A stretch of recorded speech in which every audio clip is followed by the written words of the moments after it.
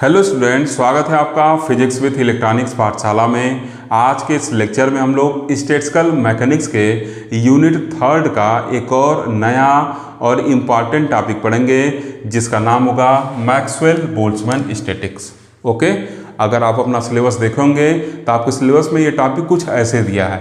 आपके सिलेबस में लिखा है probability and number of particle in ith state at equilibrium for Maxwell Boltzmann statics. Okay, इसी का ये पार्ट मैं ऊपर लिखा हूँ क्योंकि जब ये हम लोग पढ़ेंगे ना तो उसमें दोनों चीज़ हम लोग को मिल जाएगा, प्रोबेबिलिटी भी और number of particle in ith state at equilibrium भी। ठीक, तो आपके सिलेबस में टॉपिक कुछ ऐसे लिखा है, तो मैं पढ़ा रहा हूँ ये और सिलेबस में लिखा है ये, तो आपको कन्फ्यूजन ना हो तो इस वजह से जो सिलेबस में लिखा हुआ पॉइंट है उसको भी, मतलब जो लाइन सिलेबस में लिखा है उसको भी मैं यहाँ बोर्ड पे लिख दिया हूँ ताकि आप देख लें कि आपको ये टॉपिक पढ़ाया गया है।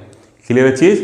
अब कोई कन्फ्यूजन नहीं ना? ओके, अब देखिए इस मैक्सवेल बोल्ट्जमैन स्टैटिक्स के भी अलग अलग नेम हो सकते हैं। जैसे लास्ट लेक्चर में बताया था ना, इसको हम लोग मैक्सवेल बोल्ट्जमैन डिस्ट्रीब्यूशन लॉ भी कह सकते हैं। ठीक, या इसी को Maxwell Boltzmann energy distribution law भी कह सकते हैं। क्लियर? और ये किसके अंदर आता है? लास्ट लेक्चर में हम लोग देखे थे क्लासिकल स्टैटिक्स के अंदर आता है, तो इसका हम लोग ब्रैकेट में यहाँ क्लासिकल स्टैटिक्स भी लिख सकते हैं। ठीक, हर एक नेम इसका बता दिया हूँ, अब शायद आपको कोई कन्फ्यूजन नहीं होगा। ओके, आपको मन करेगा तो इसके जो बाकी नेम है उसको नोट कर लीजिएगा। ओके, स्टार्ट करें टॉपिक। ठीक, अब देखिए लास्ट लेक्चर में जब हम लोग मैक्सवेल बोल्ट्जमैन स्टैटिक्स पढ़ रहे थे तो उसमें हम लोग एग्जाम्पल लिए थे। क्या लिए थे? गैसियस मॉलिक्यूल लिए थे। ओके, उसी एग्जाम्पल से आज अपने इस टॉपिक को क्या करेंगे, स्टार्ट करेंगे। ठीक, हम लोग क्या लेंगे? गैसियस मॉलिक्यूल लेंगे और मैक्सवेल बोल्ट्जमैन डिस्ट्रीब्यूशन लॉ के अकॉर्डिंग देखा जाएगा कि इन गैसियस मॉलिक्यूल के बीच एनर्जी का डिस्ट्रीब्यूशन कैसे होगा। क्लियर है चीज़? इन गैसियस मॉलिक्यूल के बीच मैक्सवेल बोल्ट्जमैन साहब ने एनर्जी का डिस्ट्रीब्यूशन कैसे किया था, उसी चीज़ को आज के इस टॉपिक में हमको क्या करना है, पढ़ना है। ठीक, तो स्टार्ट करें। ओके, देखिए क्या लिखे हैं, consider a system of n identical but distinguishable particle और आर मॉलिक्यूल्स ऑफ गैस। क्या कंसिडर कर रहे हैं? n identical but distinguishable. ये Maxwell Boltzmann statics classical statistics में है, इस वजह से डिस्टिंग्विशेबल लिखना यहाँ जरूरी है। ठीक, क्योंकि डिस्टिंग्विशेबल किस केस में होता है? क्लासिकल के केस में ही होता है ना, तो वही इसलिए से ये चीज़ लिखा गया है। ठीक, तो क्या कंसिडर कर रहे हैं? n identical but distinguishable particle consider कर रहे हैं, या आप कह सकते हैं मॉलिक्यूल्स ऑफ गैस कंसिडर कर रहे हैं। ठीक, अब देखिए क्या लिखे हैं, we are interested to find the energy wise distribution of these n molecules having total energy E in equilibrium state or are most probable state। अब यहाँ पे हम लोग इंटरेस्टेड हैं किसको फाइंड आउट करने में? इक्विलिब्रियम स्टेट में जो n पार्टिकल का टोटल एनर्जी E है उसके डिस्ट्रीब्यूशन को। बात समझ में आया? जो टोटल, जैसे मान लीजिए कोई कंटेनर है उसमें गैसियस मॉलिक्यूल रखे हैं, उस कंटेनर में रखे जो n मॉलिक्यूल्स हैं उसका टोटल एनर्जी E है इक्विलिब्रियम स्टेट पे, तो उस एनर्जी E का इन n नंबर ऑफ मॉलिक्यूल्स में कैसे डिस्ट्रीब्यूशन होगा, उसी चीज़ के लिए आज हम लोग ये सब पढ़ने चल रहे हैं। वही हमारा इंटरेस्ट है फाइंड आउट करने का। ठीक, मतलब उसी के लिए हम लोग इंटरेस्टेड हैं, उसके वैल्यू को फाइंड आउट करना कि कैसे डिस्ट्रीब्यूशन हो रहा है। ओके, तो आगे बढ़ें। फिर क्या लिखे हैं, we can divide energy E into K interval. अब हम एनर्जी ई को के इंटरवल में डिवाइड कर देना है, 1 2 3 4 से लेके के तक। के कुछ भी हो सकता है, 10 20 30 40 50 100 200 कुछ भी हो सकता है। ठीक, इंटरवल अब मान ले रहा है E1 E2 dot dot dot Tk। ठीक, जो पहला इंटरवल है उसका एनर्जी E1, दूसरे का E2 और के का Ek मान लेना है। ठीक, अब देखिए क्या लिखे हैं, लिखे हैं कि let G1 G2 dot dot dot Gk be the number of cell in energy interval E1 E2 dot dot Ek। अब मान लेना है कि इस एनर्जी इंटरवल में जो सेल है G1, मतलब G1 सेल है जो एनर्जी E1 रख रहा है, G2 सेल है जो एनर्जी E2 रख रहा है, और Gk सेल है जो एनर्जी Ek रख रहा है। ठीक, अब देखिए फिर माने हैं कि n में से, कैपिटल N में से जो n1 पार्टिकल हैं और जो n2 पार्टिकल हैं डॉट डॉट, और जो nk पार्टिकल हैं वो क्या हैं? G1 सेल में है, G2 सेल में है और Gk सेल में है रिस्पेक्टिवली। ठीक, तो लिखा गया है कि let n1 comma n2 dot dot dot comma nk be the number of particles in cell G1 G2 dot dot dot Gk respectively. आपको आगे मन करे E3 E3 G3 G3 और n3 वगैरह ऐड कर सकते हैं, लेकिन ज़्यादा लिखने का कोई बहुत मतलब नहीं, एग्जाम में टाइम भी बचाना रहता है। क्लियर हुआ चीज़? E एनर्जी लेवल को के इंटरवल में डिवाइड किया गया, E1 E2 Ek, और मान लिया गया कि हर एक इंटरवल में जीवन नंबर ऑफ सेल हैं। क्लियर है चीज, जीवन नंबर ऑफ सेल है और उस जीवन नंबर ऑफ सेल में n1 नंबर ऑफ पार्टिकल है। जैसे इसको ऐसे समझिए, मान लीजिए ई आपका क्या है, यूनिवर्सिटी है। ई आपका क्या है, यूनिवर्सिटी कैंपस है। ई आपका यूनिवर्सिटी कैंपस है, ठीक। और फिर मान ले रहे हैं कि E1 E2 dot dot dot E के जो है ये यूनिवर्सिटी कैंपस में अलग अलग डिपार्टमेंट है। यूनिवर्सिटी कैंपस को अलग अलग डिपार्टमेंट में क्या किए, डिवाइड कर दिए, ठीक। अब मान ले रहे हैं जैसे मैथ हो गया, आर्ट फैकल्टी, ऐसे मान लीजिए बीटेक फैकल्टी, ऐसे अलग अलग फैकल्टी में डिवाइड कर दिया, ठीक। अब मान ले रहे हैं हर एक फैकल्टी में क्या है, G1, मतलब E1 फैकल्टी में G1, E2 फैकल्टी में G2 और E के फैकल्टी में क्या है, G के रूम है। हर फैकल्टी में कुछ नंबर ऑफ रूम होंगे ना, क्लियर। अब फिर मान रहे हैं कि N1 स्टूडेंट, टोटल मान लीजिए N स्टूडेंट थे, उस N में से N1 स्टूडेंट इस G1 रूम में है, N2 स्टूडेंट इस G2 रूम में है और N के स्टूडेंट इस G के रूम में। क्लियर हुआ बात, क्या माने हैं कि E जो है आपका यूनिवर्सिटी कैंपस है, उस यूनिवर्सिटी कैंपस में E1 E2 dot dot E के नंबर ऑफ डिपार्टमेंट हैं। हर एक डिपार्टमेंट में G1 G2 dot dot G के नंबर ऑफ क्या हैं, रूम हैं। और उन G1 नंबर ऑफ रूम में N1 स्टूडेंट हैं, फिर G2 नंबर ऑफ रूम में N2 स्टूडेंट हैं और G के नंबर ऑफ रूम में N के स्टूडेंट हैं। और इन सब N1 N2 N3 सबका सम क्या है, कैपिटल N है, क्योंकि ये टोटल नंबर ऑफ स्टूडेंट है, तो इन सबको जोड़ा जाए N1 N2 को, क्या होगा, N के बराबर आ गया, तो आपको पता है, ठीक। तो उसी चीज़ को कुछ स्टैटिस्टिकल मैकेनिक्स की भाषा में लिखा गया है।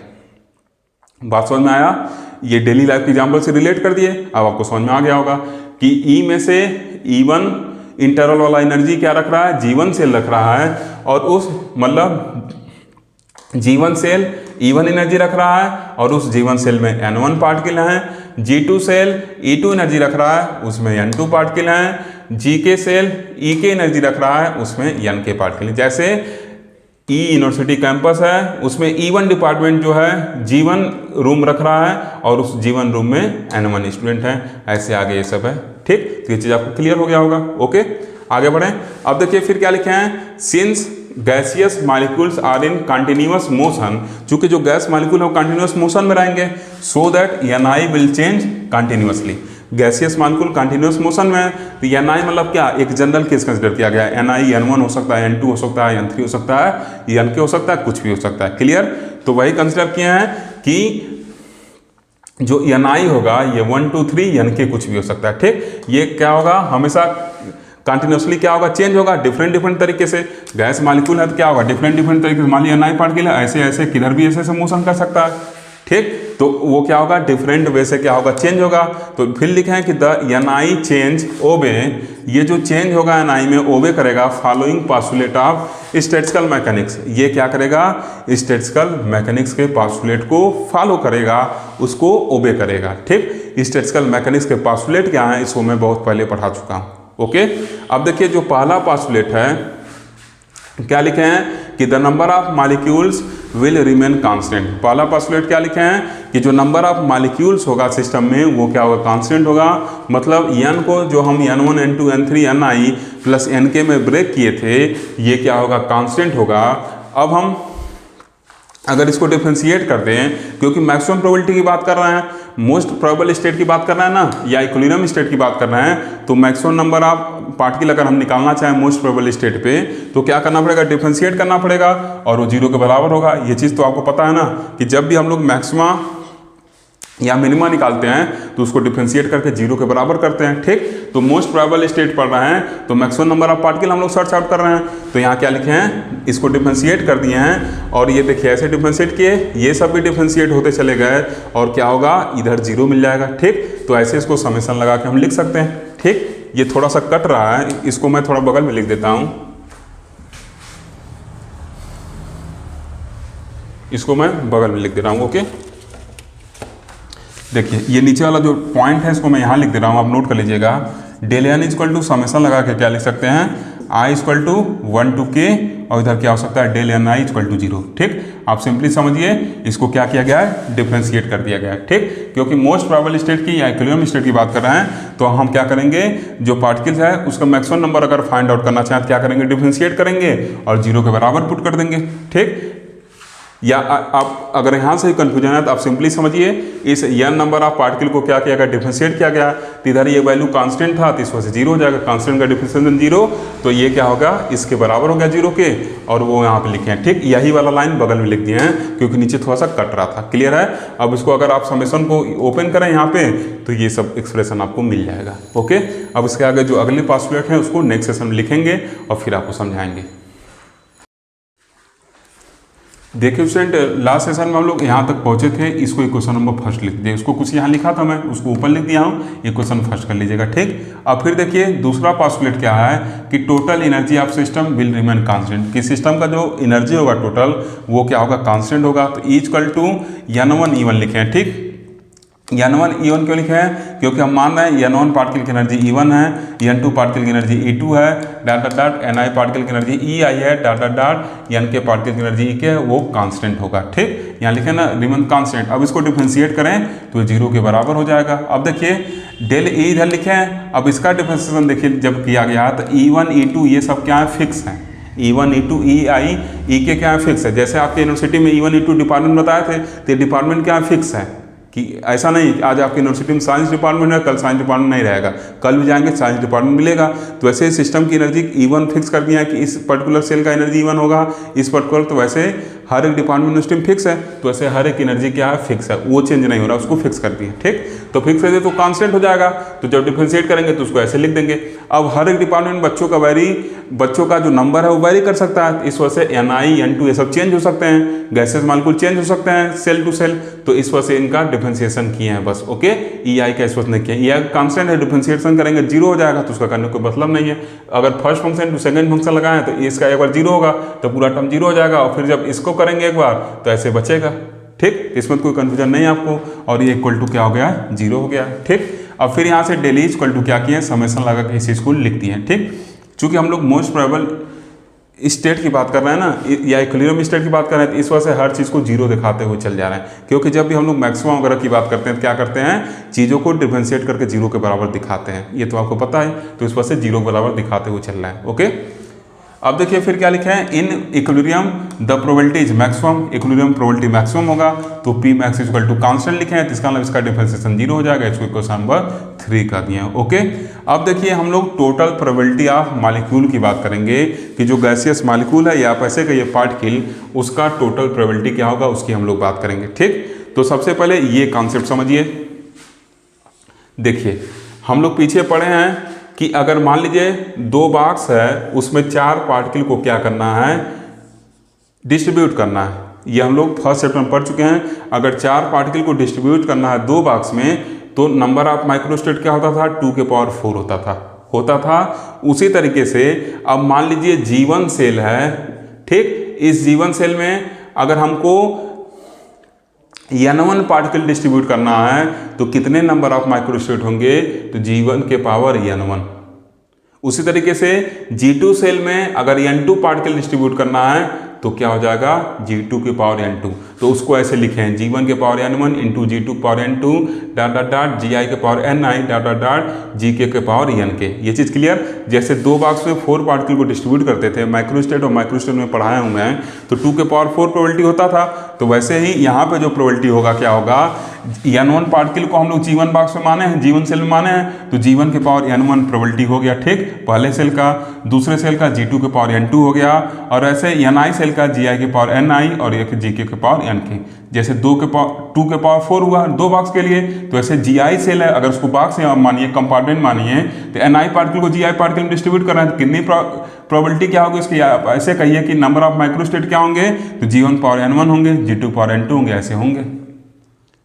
क्लियर हुआ चीज। ओके, अब देखिए इधर का जो वैल्यू है इसको समझा जाएगा। ठीक, वास्तव में जो प्रोबेबिलिटी होता है, टोटल प्रोबेबिलिटी, वो थर्मोडायनेमिक प्रोबेबिलिटी और ए प्रियरी प्रोबेबिलिटी के बराबर होता है। ठीक, तो ये जो हम लोग निकाले हैं, ये हम लोग का क्या मिला है, ए प्रियरी प्रोबेबिलिटी। ठीक, क्या होता है ए प्रियरी, ये हम लोग पहले पढ़ चुके हैं। ओके, फर्स्ट चैप्टर में। अब थर्मोडायनामिक प्रोबेबिलिटी की बात करेंगे। अब देखिए इस चीज़ को समझा जाएगा, ठीक, इस चीज़ को समझते हैं। रुकिए इसको मैं इरेज कर देता हूँ, फिर से लिखता हूँ, ठीक। देखिए ये तो समझ में आ गया कि ए प्रियरी प्रोबेबिलिटी जी है। अब इस W जो थर्मोडायनामिक प्रोबेबिलिटी है वो ये है, कैसे आया है इस चीज़ को समझना है, ठीक। तो देखिए टोटल पार्टिकल हम लोग n माने हैं, ठीक। फिर क्या माने हैं, n1 पार्टिकल किस में है, G1 सेल में, ठीक। तो इस n में से n1 पार्टिकल को G1 सेल में कितने तरीके से गिराया जा सकता है, तो उसकी पॉसिबिलिटी हम लोग ऐसे निकालेंगे nC1, ठीक। अब इसको देखा जाए तो क्या होगा, factorial n divided by n1 और क्या हो जाएगा n माइनस n1 होगा। इसी तरीके से अब क्या होगा, n में से n1 पार्टिकल क्या हो गया, G1 में चला गया। तो अब कितने पार्टिकल बचे, n माइनस n1 पार्टिकल बचे। अब इस n माइनस n1 पार्टिकल में से n2 पार्टिकल की किसी G2 सेल में क्या अरेंज करने का वो होगा, कितने तरीके से अरेंज किया जा सकता है, तो वो क्या हो जाएगा n minus n1 divided by factorial n2 और इधर क्या हो जाएगा n minus n1 minus n2। Clear है, क्लियर हुआ चीज। अब देखिए कितने पार्टिकल बचे, n में से n1 पहले निकल गया था और फिर n2 पार्टिकल निकाल दिए तो ये बचे।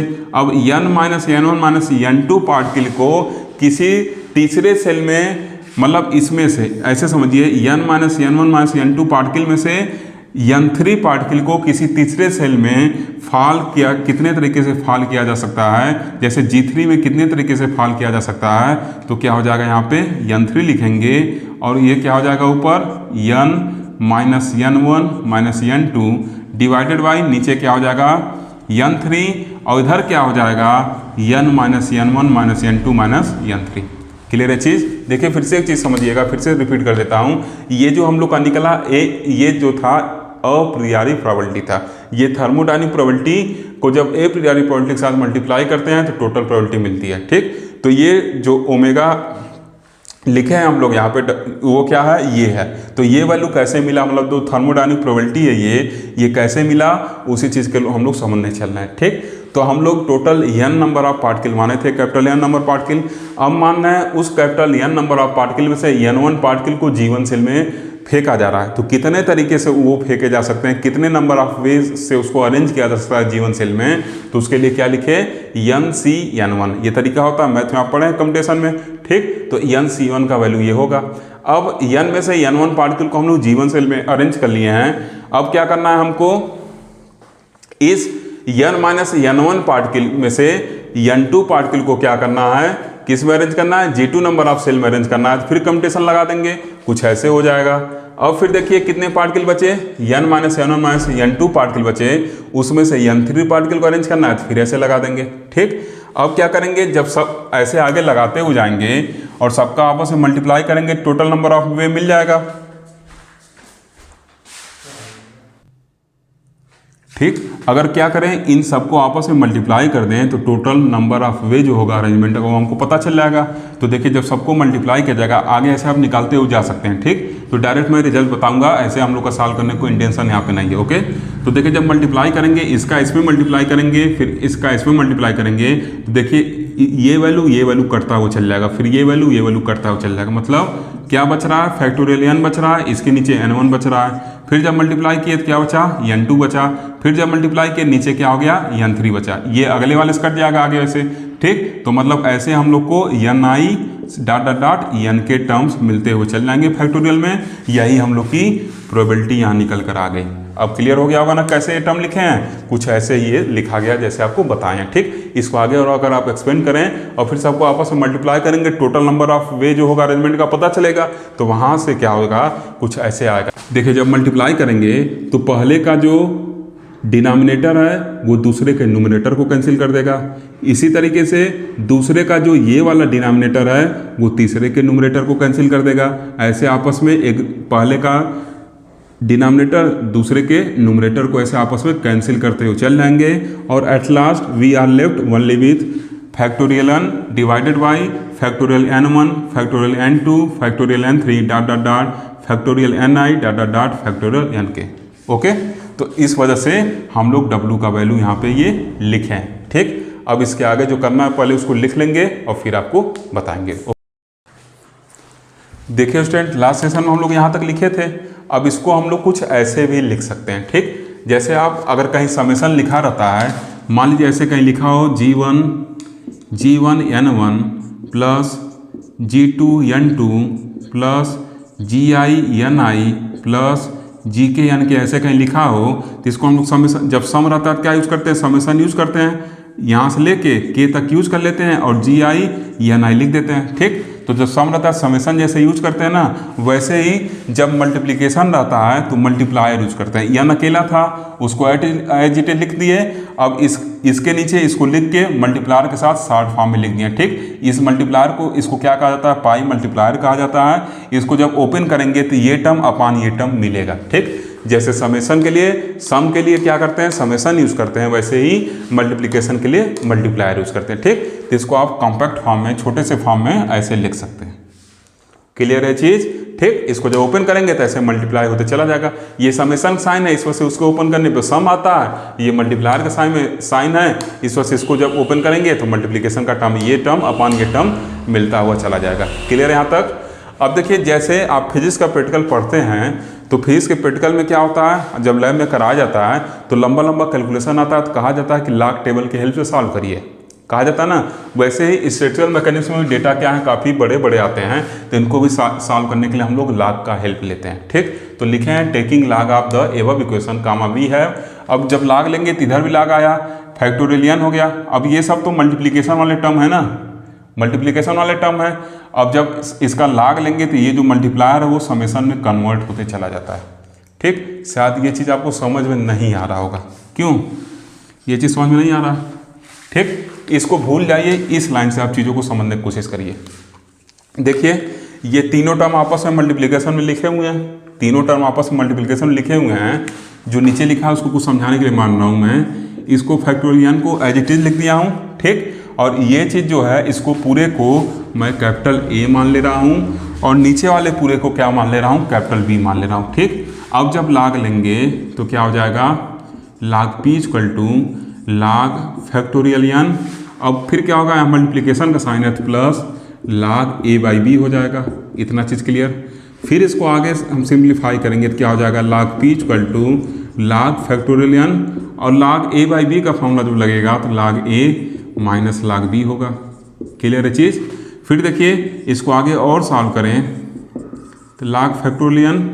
अब देखिए, जो log A है उसके जगह ये वैल्यू रख सकते हैं, पूरा ये वैल्यू रख सकते हैं, ठीक। तो जब पूरा वैल्यू रखेंगे तो क्या हो जाएगा, log G1 N1 into G2 N2 data dot GI Ni data dot GK Nk, ठीक, माइनस log B किसको माने हैं, एक बार देख लें, कट तो नहीं रहा है, चलिए पूरा आ रहा है, ओके। अब देखिए, B किसको माने हैं, नीचे वाले को माने हैं, तो ये क्या हो जाएगा, log factorial n1 into factorial n2 dot dot factorial Ni dot dot factorial Nk, इतना होगा।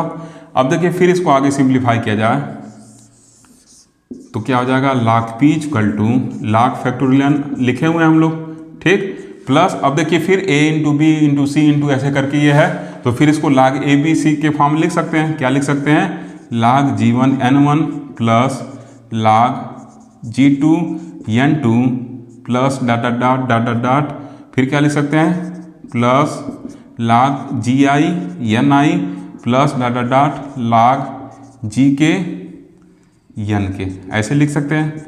और इस वाले टर्म को माइनस लगा हुआ है तो माइनस ऐसे लगा देंगे।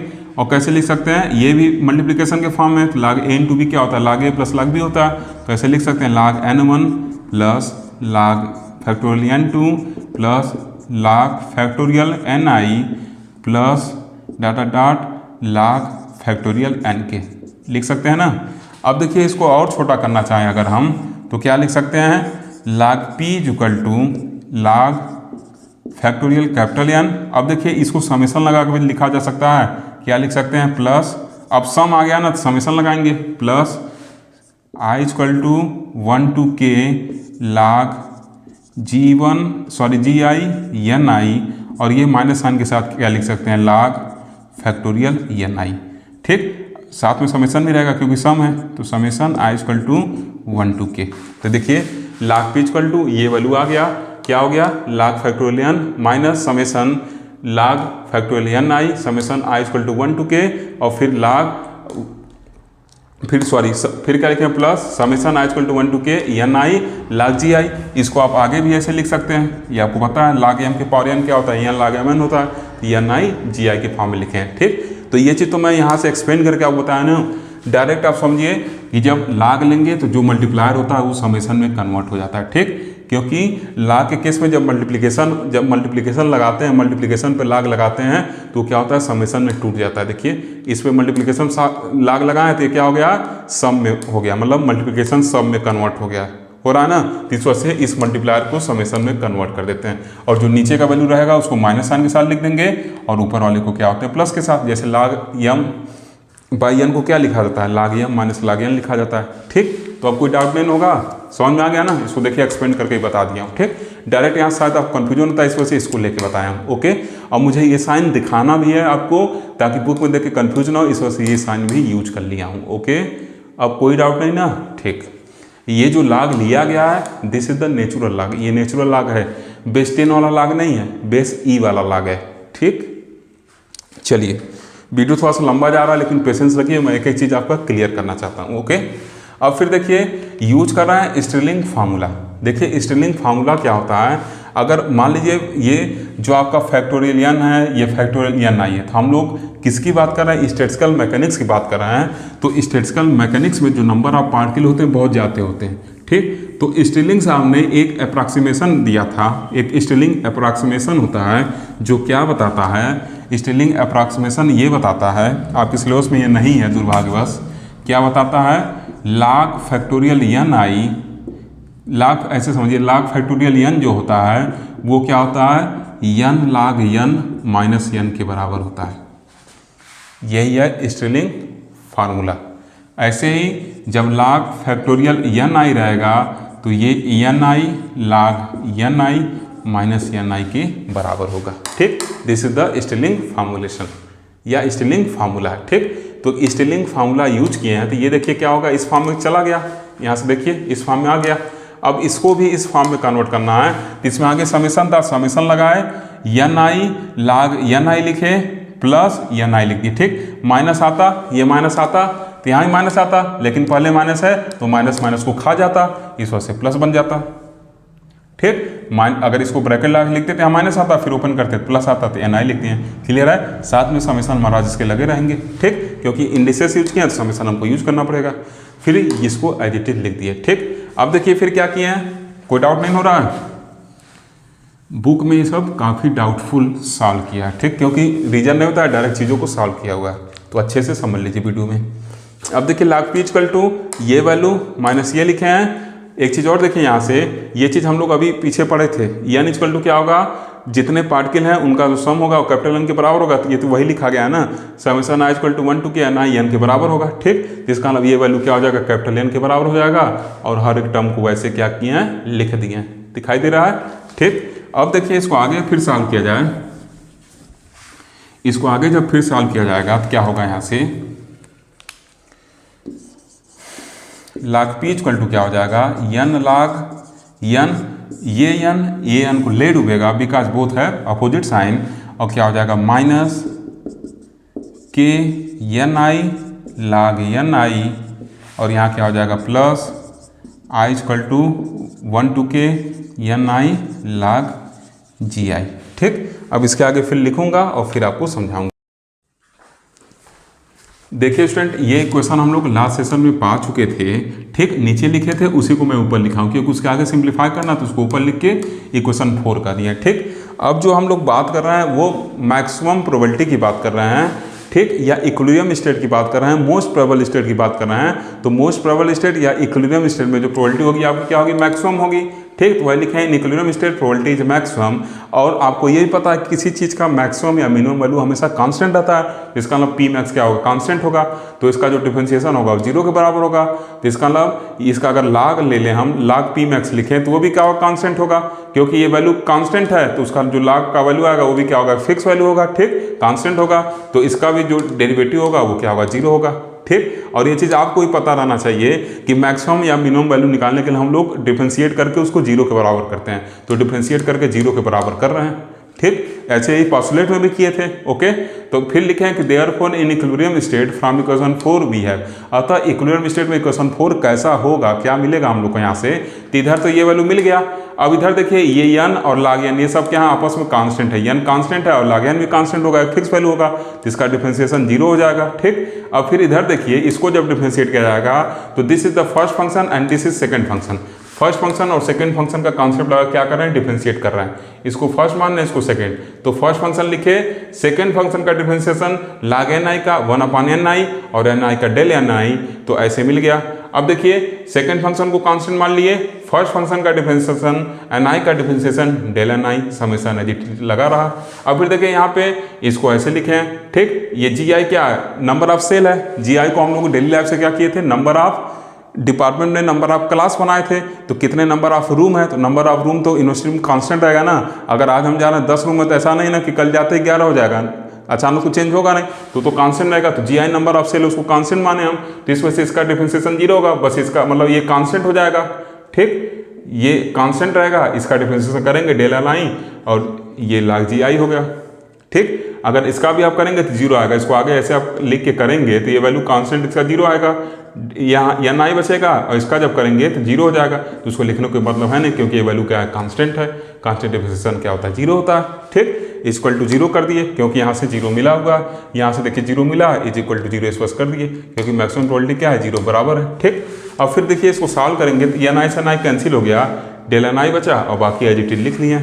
अब ये जो वैल्यू है, देखिए ये जो वैल्यू है आपका यहाँ जो लिखा गया है, ये पूरा वैल्यू हम लोग देखिए इक्वेशन नंबर फर्स्ट में क्या किए हैं, जीरो के बराबर पुट कर चुके हैं। इक्वेशन नंबर फर्स्ट में ये हम लोग ये चीज़ लिखे थे, कैपिटल डेल, ऐसे इक्वेशन फर्स्ट अगर आप देख रहे होंगे तो del n equal to del capital n equal to i equal to 1 to k del ni equal to zero हम लोग लिखे थे, ठीक। तो इस वजह से पास्टुलेट यूज कर रहे हैं हम, पास्टुलेट पहले लिख चुके थे हम लोग, ठीक। तो यहाँ आप लिख सकते हैं बाई इक्वेशन फर्स्ट से हम ये चीज़ कह रहे हैं, ठीक। ये वैल्यू क्या होगा, जीरो के बराबर होगा, क्लियर है चीज ना, ये किसके बराबर होगा, जीरो बराबर होगा, क्लियर। ये कहाँ से कर रहे हैं, इक्वेशन नंबर फर्स्ट से ये चीज़ कर रहे हैं, ठीक। तब देखिए यहाँ क्या बचेगा, तो ये टर्म और ये टर्म बचेंगे, तो उसको लिख लिए हैं माइनस log ni करके, और ये वैल्यू लिख लिए और del ni को बाहर लिख दिए और समेशन कॉमन लेके यहाँ पे लगा दिए, एक ही समेशन है दोनों में, दोनों समेशन का लिमिट क्या सेम है, तो कॉमन लेके लिख दिए, इक्वेशन 5 कर दिए, ठीक। अब देखिए आप मैथ में पढ़े होंगे लाग्रांजियन मल्टीप्लायर, ठीक। जब भी मैक्सिमा मिनिमा की प्रॉब्लम को सॉल्व किया जाता है तो उसको सॉल्व करने के लिए क्या करते हैं हम लोग, लाग्रांजियन मल्टीप्लायर का यूज करते हैं, उसी मल्टीप्लायर का हम लोग यूज करेंगे, ठीक। क्योंकि ये मैक्सिमा का प्रॉब्लम हम लोग सॉल्व कर रहे हैं, मैक्सिमम प्रोबेबिलिटी का प्रॉब्लम सॉल्व कर रहे हैं, ठीक। तो लिखें कि for solving question 5 we use Lagrangian method of undetermined multiplier, that is multiplying equation 1 and 2 by alpha and beta respectively, where alpha and beta are undetermined quantities independent of ni's, मतलब वो number of particle से क्या है, independent है, उससे कोई मतलब नहीं उसका, and adding them in equation 5, ठीक। क्या बताए हैं कि जब मैक्सिमा मिनिमा की प्रॉब्लम आप मैथ में सॉल्व किए होंगे तो आपको लाग्रांजियन मल्टीप्लायर की हेल्प से भी सॉल्व करना बताया गया होगा, ठीक। उसी लाग्रांजियन मल्टीप्लायर की हेल्प से हम लोग ये अपने मैक्सिमा वाली प्रॉब्लम सॉल्व कर रहे हैं। तो लाग्रांजियन मल्टीप्लायर हम क्या करते हैं, कुछ कांस्टेंट होता है जिसको हम क्या करते हैं, यूज करते हैं मल्टीप्लाई वगैरह ऐड वगैरह करके, ठीक। तो क्या लिखे हैं, एक कांस्टेंट अल्फा ले रहे हैं, एक कांस्टेंट बीटा ले रहे हैं, इसको क्या करेंगे,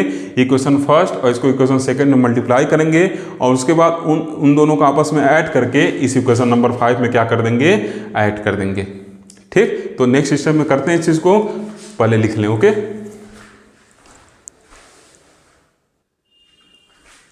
देखिए स्टूडेंट, एक थोड़ा सा इसमें मिस्टेक हुआ था, इसको सही कर लीजिएगा। एडिंग देम के आगे कामा बी हैव लिखिएगा, ठीक। इक्वेशन 5 नहीं, एडिंग देम उसका कामा बी हैव, ठीक, क्लियर। इसको थोड़ा मॉडिफाई कर लीजिएगा, ठीक। अब देखिए यहाँ से क्या किए हैं, इक्वेशन फर्स्ट और इक्वेशन सेकंड में अल्फा बीटा से मल्टीप्लाई करके उनको ऐड करना है, तो क्या मिलेगा, इक्वेशन फर्स्ट इतना पार्ट इक्वेशन फर्स्ट था हम लोग देखे थे, ये हम लोग का इक्वेशन फर्स्ट था, ठीक। और ये क्या था हम लोग का, इक्वेशन सेकेंड था, क्लियर चीज। इसमें अल्फा और बीटा को क्या किए हैं, मल्टीप्लाई किए हैं और उसको आपस में ऐड किए हैं और उसको लिख दिए, क्लियर चीज। इसका भी वैल्यू 0 के बराबर लिखे थे हम लोग, इसका भी वैल्यू 0 के बराबर लिखे थे, और फिर अल्फा और बीटा से मल्टीप्लाई करके सम करेंगे तब भी उसका वैल्यू क्या होगा, 0 के बराबर आएगा। यही नहीं क्वेश्चन फर्स्ट लिखा गया था, ये वैल्यू इक्वल टू 0, ये वैल्यू इक्वल टू 0 लिखा गया था, तो उसमें अल्फा और बीटा से मल्टीप्लाई करके आपस में ऐड करेंगे तब भी क्या होगा, 0 ही मिलेगा। क्लियर, क्योंकि जब पूरा वैल्यू 0 है तो अल्फा से मल्टीप्लाई करने पे 0 ही आएगा, और ये पूरा वैल्यू 0 है तो अल्फा से मल्टीप्लाई करने पे 0 ही आएगा। क्लियर। अब देखिए ये इक्वेशन 6 और इक्वेशन 5 को अगर हम एक साथ लिखें तो फ्रॉम इक्वेशन 5 और 6 ये पूरा quantity left hand side equal to 0 है, इसका left hand side equal to 0 है, तो इसका मतलब इन दोनों का लेफ्ट हैंड साइड आपस में इक्वल होगा, तो ये कुछ हो जाएगा। क्लियर, ऐसे कुछ आएगा। अब इस चीज़ को इधर लेके चले आए और समेशन सब में कॉमन ले लिए, तो यहाँ अल्फा बचेगा और यहाँ पे माइनस बीटा ई आई बचेगा, ये डेल एन आई हो गया। अब चूंकि ये नंबर ऑफ पार्टिकल है तो जीरो हो नहीं सकता, तो इस इक्वेशन को अगर इसको पूरा मान ले ए है और इसको मान ले बी है, तो ए बी इक्वल टू 0 होगा, ए इंटू बी इक्वल टू 0 हो गया। तो इस इक्वेशन को सेटिस्फाई करने के लिए या तो ए 0 हो या तो बी 0 हो, तो दोनों 0 हो। ठीक, तो बी जो है डेल एन आई को माने तो 0 हो नहीं सकता, क्योंकि नंबर ऑफ पार्टिकल है तो 0 का हम करेंगे नहीं। ठीक, तो यहाँ से क्या हो जाएगा, इसका मतलब यहाँ से ये जो वैल्यू होगा ये 0 के बराबर होगा। बात समझ में आ रहा है। इस इक्वेशन को सेटिस्फाई करने के लिए ये वैल्यू 0 है नहीं, तो ये वैल्यू क्या होना पड़ेगा, 0 होना पड़ेगा। क्लियर, तो जब ये वैल्यू 0 होगा, ये number total number of particle का डिफरेंशिएशन 0 था ना, केवल इसका 0 नहीं था। ठीक, तो अब देखिए ये क्या हो जाएगा, यहाँ से ये पूरा वैल्यू आपका 0 के बराबर होगा, तो जैसे 0 के बराबर होगा इसको सॉल्व करेंगे तो ये वैल्यू आ जाएगा। तो यहाँ क्या हो गया, log जी आई अपन एन आई हो गया, और इसको इधर ट्रांसफर कर लिए। ठीक, अब इसको पलटे हैं तो एन आई अपन जी आई, साथ में माइनस साइन आएगा, तो इस माइनस साइन को इधर भेज दिए। ठीक, log M upon equal to क्या होता है, minus log N upon M होता है, तो जब इसको पलटेंगे तो माइनस साइन आएगा, उसको इधर भेज दिए।